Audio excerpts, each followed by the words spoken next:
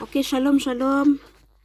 Nako i-share ninyo about aning kabahin sa tong sitwasyon ron, asa na tadapita. So ako lang ni i-share kay wa ko kabalo og asa na sila. If you look at the world, you don't know where is asa na taron. But if you can see ang tanan ano na nila they had a plan. You have to know this is the plan of man what they are doing now because you know what is their goal. The goal of this one world government.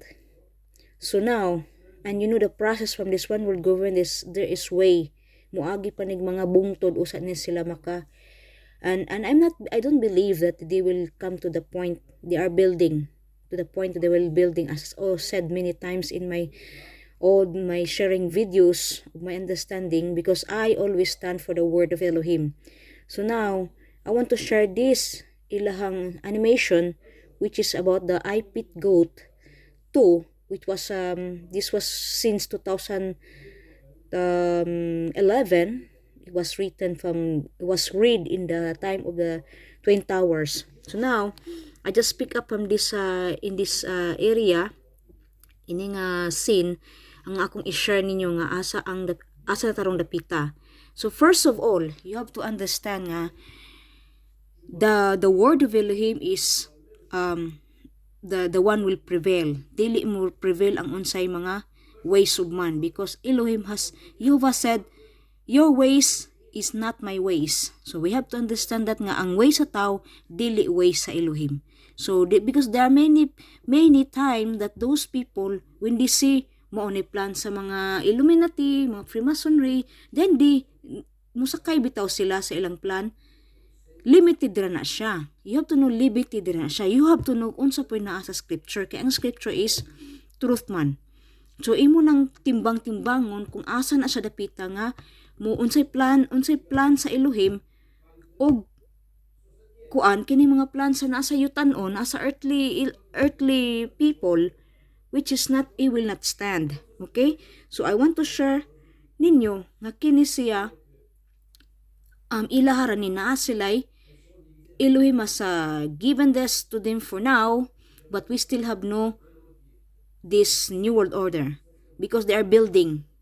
So many believe all these Christian doctrines about the Antichrist that musit daw sa temple.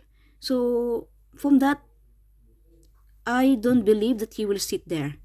But because the word is truth, as Jehovah said, what is from the Jehovah declared the end from the beginning. So we have to know what is in the beginning. And it's all is imprinted behind the letter. So this is what we have to understand. And to dig there. Because the treasure is there to know what will happen in the end of our days. So now, this is only limited ni silang planned. Ilang limited nga plan. So we will try to analyze sa ilahang situation kung ang question ng asa na tarong dapita. Where are we now? So I will pick up this scene. Akong i-share ninyo na what is going on. The whole story and I will make my analysis, my whole story but not all, but a few only sa akong mahibawan. So now, we have to know what is written. We have to know what is written. So okay, it is written in Proverbs 69, a man's heart devise his way, but Jehovah direct his steps. So we look for another verse. This is from the scripture 2009. So the other version, a man's heart plans his way, but Jehovah establish his steps. Jehovah will direct his steps. So do not rely on what is what they have make all this animation, mga programming nila nga programming nila nga plan. Do not rely on that. Dili nimo i-fit sa scripture, but from the other side, they have to fit in the scripture. And that was, have to know the foundation in the Torah. So now, I will start to explain this. So now you can see that the eyes, which is represent the Illuminati's eyes, the all seen eye. This is from the pyramid, the eyes, which is this child was this baby is been wrapped from the tail of this how you call this, the tail of the snake. So it is represent the Christian said is a antichrist. So we will see. Will it run?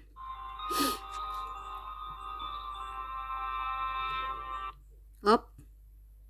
So you can see Anubis is an Egyptian god. So we know that it is from the Egyptian comes from.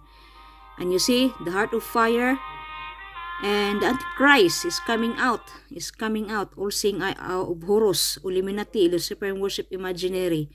So this I took this from somebody, so it's true what he said there.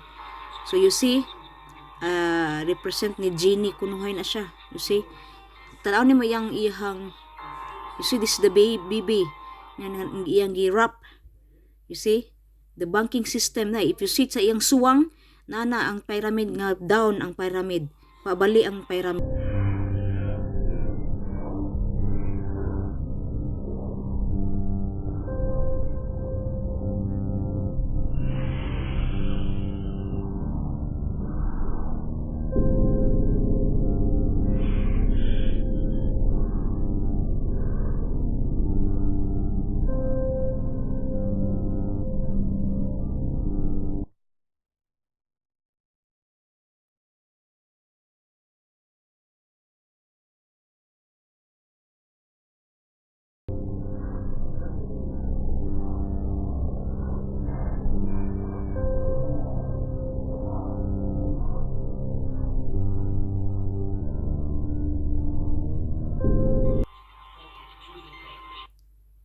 Markets, plunge. Okay, and the next is war. By through plunging the market, they will use the war. Okay, they will use the war to collapse the markets, the economy system of this old world, because the world is depending on this West economy, you know. So they have more alliance on working on it. So this is what they plan. So now the Russia is planning to separate from this economy system. They don't want to tie anymore from the West. This is what the Prime Minister of Russia, Lavrov, said, that they should done it before. Dili bitaw mo attach sa economic system sa West. But now they have said that they will separate. So we will see how it goes far. So with this plan of the enemy, the West, is to really collapse the world. Why? Because they want to control the world. You have to know that they want to control the world. But the problem is China and Russia is not in their hands. And now the Saudi Arabia is making his own. Now Saudi Arabia is one of the they remove the COVID test, quarantine, and the vaccine. They remove the mandatory from that. They remove.